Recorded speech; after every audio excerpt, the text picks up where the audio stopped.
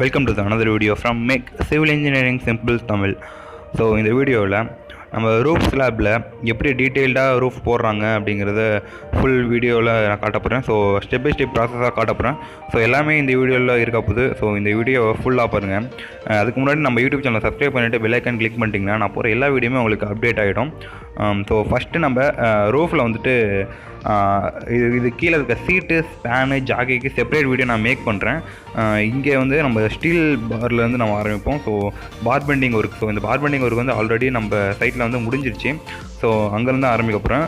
பார் bending work முக்கியமான பார்க்க வேண்டியது என்னென்னா, பீம்ஸ் காலத்தோடு தான் அந்த பீம் ஜாயிண்ட் ஆகிருக்கணும். அப்புறம் ஸ்லாப் வந்து ஸ்பேஸிங் கரெக்டாக இருக்கணும். அதாவது ஸ்பேஸிங் அப்படிங்கிறது ஒரு ராடுக்கும் இன்னொரு ராடுக்கும் இடைப்பட்ட தூரம் தான் ஸ்பேஸிங் அப்படி சொல்லுவாங்க. 4 இன்ச்சு, 5 இன்ச்சு, 6 இன்ச்சு இந்த இதில் வேணால் ஸ்பேஸிங் விடலாம். ஸோ இது டிஃப்ரெண்ட்டான இதில் இருக்கும். இன்னொன்று எலக்ட்ரிக் பைப் வந்துட்டு 1 இன்ச்சு பைப்பும் 3/4 இன்ச்சு பைப் எது வேணால் யூஸ் பண்ணுவாங்க. எலக்ட்ரிக் பைப்ஸு கரெக்டாக ப்ரொவைட் பண்ணியிருக்கணும். வால் வர இடத்துல தான் அதோட இது கொடுத்துருப்பாங்க. அப்போ ஸ்டாண்டிங் சொல்லிவிட்டு அடுத்த ஃப்ளோருக்கு கனெக்ட் பண்ணுறதுக்கான இது கொடுத்துருப்பாங்க. அதுக்கு மேலே வந்துட்டு ஃபேன் ராட்ஸ், அதாவது ஒரு ரூமுக்கு சென்டராக எங்கெங்கே வருதோ fan rod, fan junction box இருக்கும். ஸோ அதை கரெக்டாக ப்ரொவைட் பண்ணியிருக்கணும். இன்னொன்று காமன் ஜங்ஷன் பாயிண்ட், அதாவது எல்லா லைட்டும் இது பண்ணுறது. அப்புறம் டிபி பாக்ஸுக்கான லைன் எல்லாமே அதில் ப்ரொவைட் பண்ணியிருக்கணும். அடுத்து இந்த ஸ்டீல் பார்ஸை பற்றி பார்க்கும்போது மெயின் பார் அண்ட் டிஸ்ட்ரிபியூஷன் பார் 2 பார் இருக்கும். அப்புறமா அந்த பீம்ஸ் பார்க்கும்போது பீம் வந்துட்டு 6 ராடா இல்லை 4 ராடா நம்மளுக்கு தேவைக்கு தகுந்த மாதிரி போடணும். இன்னொன்று கன்சில் பீம்ஸ் வரும், அதாவது அந்த ஸ்லாபுக்குள்ளேயே பீம்ஸ் வரும். ஸோ இதெல்லாம் ரொம்ப முக்கியமான விஷயம். இப்போ வந்துட்டு நீங்கள் பார்த்துட்டு இருக்கிறது வந்துட்டு ஆர்எம்சி ரெடிமிக்ஸ் காங்கிரீட் வண்டி. ஸோ இந்த வண்டி வந்துட்டு ஆல்ரெடி அதாவது நம்ம புக் பண்ணிட்டோன்னா M20 M59 கேட்பாங்க. ஸோ நான் M20 யூஸ் பண்ணுறோம். அதை இந்த மாதிரியான பைப்ஸ் யூஸ் பண்ணி கீழே இருந்து லிஃப்ட் பண்ணிவிட்டு இதை கரெக்டாக ஃப்ளோ பண்ண விடுவாங்க. இதில் வந்து சாண்டு, தண்ணி, சிமெண்ட்டு, அப்புறமா ஜல்லி, இந்த 3 விஷயம் இருக்கும். ஸோ அந்த ஜல்லி வந்து 20 mm, அதாவது 20 mm ஜல்லியாக தான் இருக்கும். ஸோ இது கரெக்டான கன்சிஸ்டன்சியில் இவங்க கொண்டு வருவாங்க. இதுதான் நம்ம இதில் யூஸ் பண்ண போகிறோம். ஸ்டீல் பார் பெண்டிங் ஒர்க்கை பற்றி பார்க்கும்போது 1 வே ஸ்லாவா 2 வே ஸ்லாவா அப்படிங்கிறது ரொம்ப முக்கியம். 1 வே ஸ்லாப் 2 வே ஸ்லாப்புக்கு செப்பரேட்டாக நான் வீடியோ மேக் பண்ணியிருக்கேன். பார்க்கலன்னா நம்ம யூடியூப் சேனல் சர்ச் பண்ணி பார்த்தீங்கன்னா கிடைக்கும். 1 வே ஸ்லாபா இல்லை 2 வே ஸ்லாபா அப்படிங்கிறத பார்த்துட்டு அதெல்லாம் கரெக்டாக நம்ம இதில் ப்ரொவைட் பண்ணியிருக்கணும். பீம், காலம் எல்லாமே கரெக்டாக இப்போ ஸ்டீல் ஒர்க் எல்லாமே முடிச்சுட்டு அடுத்து எலக்ட்ரிக்கல் ஒர்க், கன்சில் பைப் எல்லாமே போட்டதுக்கு அப்புறமா தான் நம்ம இந்த ஒர்க்கவே நம்ம ஆரம்பிக்கணும். ஸோ அதில் ரொம்ப முக்கியமான விஷயமா இருக்கணும். அடுத்து வந்துட்டு எந்தெந்த இடத்துல ஸ்டேர் கேஸ் விடுறோமோ அந்த இடத்துல வந்துட்டு ராட்ஸ் விடணும். அப்படின்னா ஸ்டேர் கேஸ்க்கான தனித்தனியான லைன்ஸ் ப்ரொவைட் பண்ணியிருக்கிறது ரொம்ப முக்கியமான விஷயம். ஸோ சொன்ன மாதிரி ஸ்டேர் கேஸு ரொம்ப கவனமாக இருந்துக்குங்க. ஸோ நெக்ஸ்ட்டாக நம்ம முக்கியமாக என்ன பார்க்கணும்னா, கவர் பிளாக்ஸை வந்துட்டு இந்த ஸ்டீல் ராட்ஸ் எல்லாம் நம்ம வந்து ப்ரொவைட் பண்ணும்போதே கவர் பிளாக்ஸ் போட்டிருக்கணும். கவர் பிளாக் என்னென்னா, அதாவது கிளியர் கவர்னு சொல்லுவாங்கள்ல, அதாவது இதுக்கும் சீலிங்கில் வந்துட்டு ஜல்லி மேலேயும் இருக்கணும், கீழே இருக்கணும், நடுவில் இருக்கிறப்போ சொன்னால் தான் வந்து அந்த ராட்ஸ்லாம் இருக்கணும். ஸோ ராட்ஸ் வந்து கீழே எதுவும் தெரியக்கூடாது, அதாவது சீலிங்கில் ராட் தெரியக்கூடாது.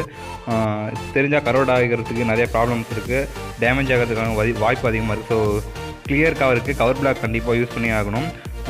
அதே மாதிரி பீம்லேயும் சைடில் வந்து கவர் பிளாக் யூஸ் பண்ணணும். நிறைய இடங்கள் அது யூஸ் பண்ணுறதில்ல, அது ரொம்ப முக்கியமான விஷயம். ஸோ கவர் பிளாக் ரொம்ப ரொம்ப முக்கியமான விஷயம்.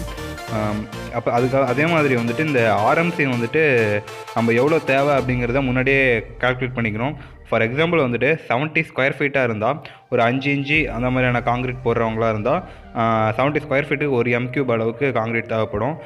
அப்படி இல்லைனா நீங்கள் எந்த இடத்துல ஆர்எம்சி லோடு சொல்லணும் அப்படின்னு நினைக்கிறீங்களோ நீங்கள் அவங்களே கால் பண்ணி சொன்னீங்கன்னா அவங்களே சைட் விசிட் பண்ணிட்டு எவ்வளோ M³ ஆகும் அப்படின்னு ஒரு அப்ராக்சிமேட்டான வேல்யூ ஒன்று கொடுத்துட்டு போவாங்க. ஸோ அதில் ரொம்ப முக்கியமாக இருக்கணும். ஏன்னா இந்த காங்கிரீட்டை பொறுத்த வரைக்கும் ரொம்ப அதிகமான டைம் எடுத்துக்கிச்சுன்னா கட்டி ஆகிடும். ஸோ முன்னாடியே நம்ம பிளான் பண்ணி வச்சுக்கிட்டு தேவையான குவான்டிட்டி எவ்வளவோ அதை மட்டும் யூஸ் பண்ணிக்கணும்.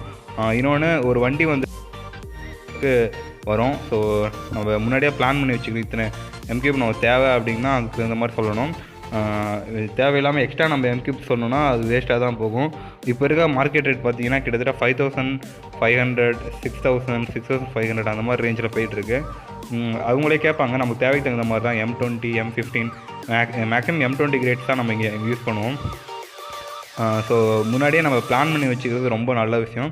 அப்படின்னா தான் நம்ம ஒர்க் நடக்கும்போது, அதாவது இந்த மாதிரி ரூஃப் காங்கிரீட் போடுறோம் அப்படிங்கும்போது நம்ம எல்லாமே ப்ரிப்பேர்டாக இருக்கணும். எதுவுமே நம்ம ஆரம்பித்து அதுக்கப்புறம் பண்ணிக்கலாம்னு பிளான் பண்ணக்கூடாது. நாளைக்கு ஒர்க் நடக்கிற மாதிரி இருந்தால் நைட்டே எல்லாம் ப்ரிப்பேர் பண்ணி வைக்கிறது ரொம்ப முக்கியமான விஷயம்.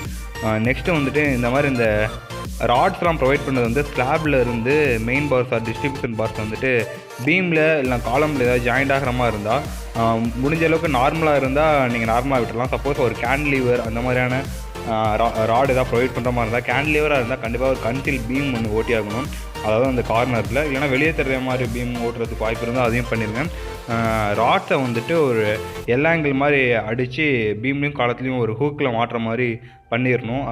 அதாவது அந்த தேவை இருக்குங்கிற பட்சத்தில், இல்லை நார்மலாக விட்டாலும் பெரிய ப்ராப்ளம் கிடையாது. பட் கேன்டிலீவர் அந்த மாதிரி தேவை இருக்கிற பட்சத்தில் ராட்ஸ் ப்ரொவைட் பண்ணும்போது அது ரொம்ப கான்ஷியஸாக இருக்க வேண்டியது முக்கியமான விஷயம். இன்னொன்று, நீங்கள் ஜல்லி போடும்போது ஃபஸ்ட்டு எடுத்தோன்னே இந்த ஜங்ஷன் பாக்ஸ் ஏரியாஸ்லாம் இருக்குல்ல, இந்த ஜங்ஷன் பாக்ஸ் ஏரியாலாம் முதல்ல ஜல்லி போட்டுக்கிட்டிங்கன்னா தான் இந்த ஜங்ஷன் பாக்ஸ் எங்கேயும் மூவ் ஆகாமல் இருக்கும். ஆல்ரெடி அவங்க ஜங்ஷன் பாக்ஸை பைண்டிங் ஒயரோடு வச்சு மிக்ஸ் பண்ணி கட்டி தான் வச்சுருப்பாங்க. பட் நீங்கள் ஜல்லி போடும்போது ஜங்ஷன் பாக்ஸ் எங்கெங்கே இருக்கும் அந்த இடத்துல மட்டும் ஒரு சின்ன சின்ன பாண்டில் நீங்கள் போட்டு வச்சிட்டிங்கன்னா அது செட் ஆகிடும். அந்த இது எதுவும் கட்டி ஆகாமல் இருக்கிறதுக்கு ரொம்ப யூஸ்ஃபுல்லாக இருக்கும். இன்னொன்று, நம்மளுக்கு எவ்வளோ ஆள் தேவை அப்படிங்கிறது எல்லாத்தையுமே பிளான் பண்ணி கரெக்டாக யூஸ் பண்ணிக்கணும். இன்னொன்று, ஜல்லி இந்த மாதிரி போடுறோம் அப்படிங்கிற பட்சத்தில் ஒரு மேசன் கண்டிப்பாக இருந்தாகணும். ஒன்று இல்லைனா அது இடத்துக்கு தகுந்த மாதிரி அவங்க மிச்ச ஹெல்ப்பர்ஸ்லாம் வந்துட்டு அந்த ஜல்லியெல்லாம் ஃபில் பண்ண மேசனை வந்து லெவல் பண்ணிக்கிட்டே வரணும். எந்தெந்த இடத்துல இருக்கோ அதெல்லாம் வந்து அந்த மட்டப்பலகை வச்சுட்டு ஃபுல்லாக லெவல் பண்ணிக்கிட்டே வரணும். ஸோ அப்போனா தான் க்ளீனாக இருக்கும். இன்னொன்று, இந்த ஜல்லி போட்டதுக்கு அப்புறமா வந்துட்டு ஒரு ஒன் ஹவருக்கு அப்புறமா வந்து அந்த ஹீட்டில், அதாவது ஹீட் ஆஃப் வைப்ரேஷன் நடக்கும். அதனால ஒரு மாதிரி வெடிப்புலாம் வரத்துக்கு வாய்ப்பு இருக்கும். ஸோ ஒரு விளக்கமாறு அது மாதிரி ஏதாவது எடுத்துகிட்டு போயிட்டு அந்த வெடிப்புலலாம் தண்ணி தெளிச்சுட்டு அதை ஒரு தடவை கூட்டி விடணும். ஸோ அப்படின்னா தான் அந்த வெடிப்பு எதுவும் வராது. ஸோ நீங்கள் அதை அப்படியே விட்டுட்டிங்கன்னா கண்டிப்பாக மழை பெய்யுங்கிற சுச்சுவேஷனில் தண்ணி அது வழியாக ஊறி சீலிங்லாம் ஊறதுக்கு அதிகமாக வாய்ப்பு இருக்குது. ஸோ இந்த ப்ராப்ளம்ஸ்லாம் தடுக்கணுன்னா நீங்கள் ப்ரிகாஷன்ஸ் நடவடிக்கைகள் எடுத்தே ஆகணும். அதில் இதெல்லாம் தெளிவாக இருந்தது. இன்னொன்று, இந்த மாதிரி ஒர்க் பண்ணும்போது ஒயர்ஸ்லாம் யூஸ் பண்ணும்போது ராட்ஸில் எதுவும் படாத மாதிரி பார்த்துக்குங்க. அது ரொம்ப முக்கியமானது. ஏன்னா சாக்கடிக்கிறதுக்கு கூட அதிகமான வாய்ப்பு இருக்குது.